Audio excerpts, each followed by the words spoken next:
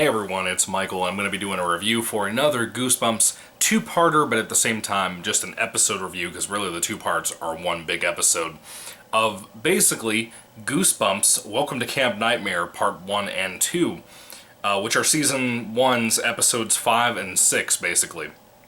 Now, I actually think this is a really well-made episode. I watched it on this Goosebumps One Day at Horrorland DVD. It has the two Horrorland episodes and then the two Welcome to Camp Nightmare episodes, so that's pretty cool.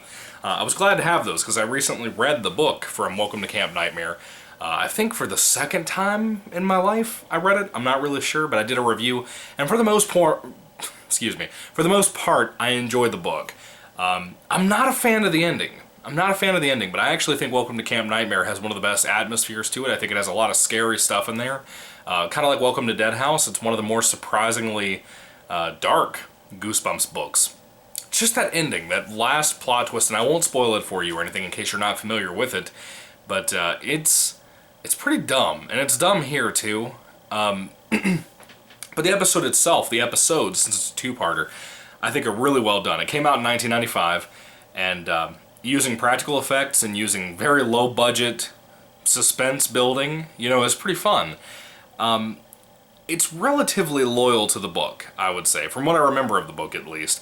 Essentially, a group of campers are brought to a campgrounds, and essentially the bus driver just kind of drops them off away from the camp. He doesn't want to even go close to it because he's so scared. He just throws all their bags out in the street, doesn't say a word to the kids, they all get off the bus.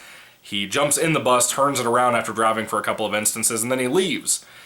And then he's gone. And the kids are encountered by some kind of beast out in the woods that is but pretty much an urban legend, if you will, called Saber. And it's like this bestial dog werewolf monster thing in the episode itself, pretty much. And the special effects that they used animatronics for this particular thing. And Saber looks great. It's very sparingly showed in the episode. In the book, it was sparingly showed as well, so that was even cooler. But I think I've seen the second part of this episode, or two-parter, whatever.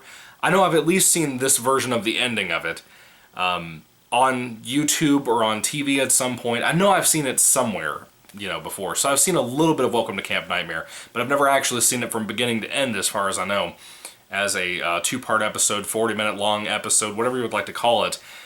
But it was really fun. I had a really good time watching this tonight. I don't know, I've just been in the mood to watch some TV for Goosebumps here recently and talk about it here on my channel. And I had a good time. I really enjoyed this episode. I think it's well made, especially to be so low budget as a TV show and to be so cheesy and corny and stuff from the 90s. And then to have special effects like, again, practical effects, having animatronics on Goosebumps. That's pretty awesome, in my opinion. First season of the show, too, they're using animatronics for things like Saber. That's pretty neat. I don't think it was extremely common because of how low budget the show was. This might be one of the more high budget episodes because it takes place at an actual lake. The lake looks beautiful. The shooting locations are amazing. But getting back to the plot, though, the camp counselors are very weird here. There's kind of the big leader camp counselor called Big Al, and he's just a weird guy. He's very stern, but also tries to pretend to be friendly to the kids. They have the one camp counselor named Larry, who's just a scumbag. He's always mean to the kids, always telling them they have no reason to be afraid or do this or that. He's always calling them losers and cowards and everything. How does this guy maintain a job, What? But then you have situations happening. A bunch of the campers, like little buddies of our main character, start getting injured. For example, the first thing that happens, one of the kids gets bit by a snake. And there's apparently no nurse at this camp either.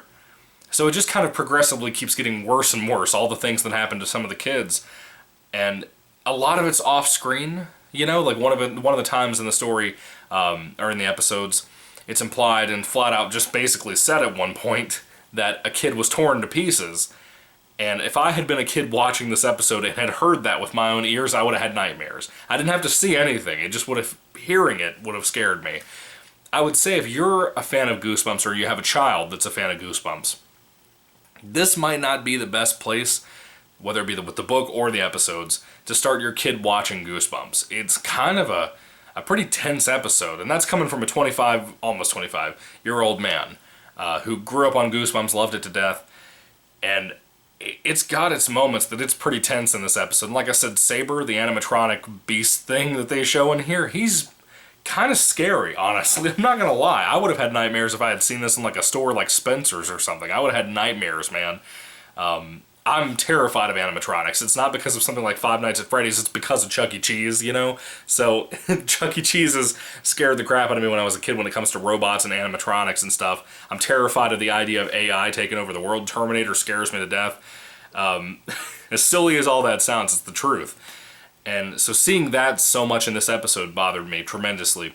But like I said, the shooting locations are amazing. And our main character trying to be caught up in this mystery of trying to figure out what exactly is going on at the camp, why the camp counselors are weird. There's no phones to call out to his parents, but they're also forced to write letters all the time to their parents.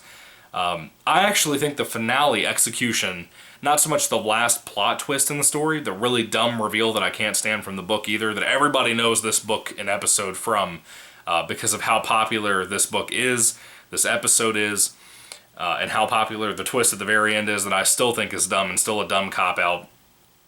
I think the actual finale, like the third act, which I would mostly say is towards the end of the second episode's ending, I think it's mostly well executed. I think it's a lot more, in some ways, executed better and creepier with atmosphere and everything. A little bit better than the actual book's finale, third act, whatever. I had a really good time. I enjoyed it. I think the acting, for the most part, is actually pretty good, too. The main kid playing our main character, Billy, is really solid for what he's doing here. To be so young and actually pull something off well here. I know he ended up having a big career. He's on all kinds of things like CSI and all kinds of stuff. Not as a main lead, but he's had enough of a career where he can do a lot of small bit parts and stuff. He's a good actor. I like him so far. I thought he deserved kind of a career. There's also one kid in the episode, too, that I could have sworn was the middle brother, Reese, from Malcolm in the Middle, and it's not him, just so you know. But I was kind of surprised. And then, like, the guy playing Uncle Al, or Big Al, whatever you want to call him, he's a good actor. I really liked him. Then you have some of the worst acting, like Larry.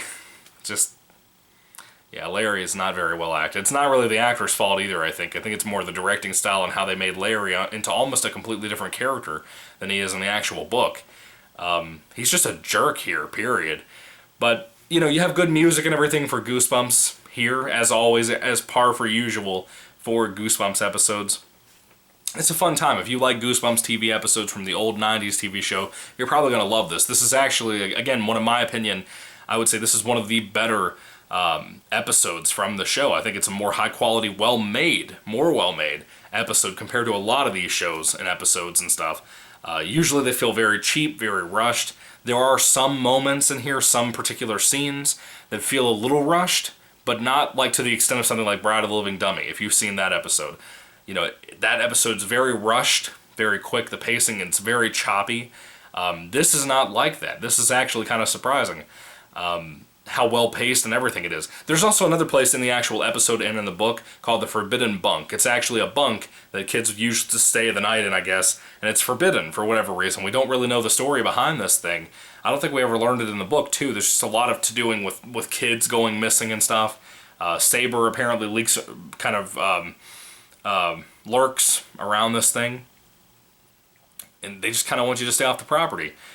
That looks awesome in this episode. The actual Forbidden Bunk itself, I didn't remember whether that was shown in the episode or not.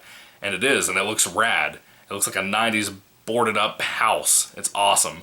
But yeah, guys, when it comes to Welcome to Camp Nightmare Part 1 and 2, what did you think about it? Put your thoughts and comments down in the comment section down below. I'd love to hear what you have to say about it, or about my review and everything. I think this is a really solid couple of episodes of the Goosebumps TV show, like I said. I don't want to get too repetitive or anything, but I had a good time. It was really awesome. It was a really fun episode to watch. I actually think I enjoyed watching the two episodes a little bit more than reading the actual book, but the book itself, like I said, has a pretty creepy atmosphere to it.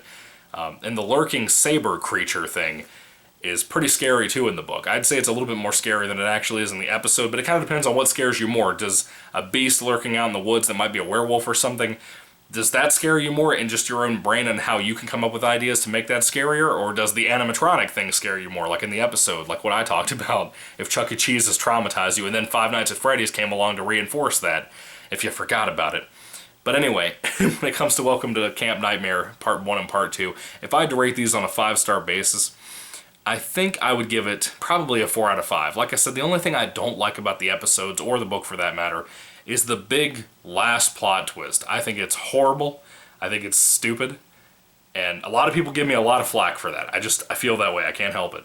But anyway, let me know down below what you guys think about the episode and about the book and everything. Put your thoughts and comments there. Again, also comment on my review itself. I'd love to hear what you have to say about myself. Thank you for watching. May the Lord Jesus Christ bless you guys today, and goodbye.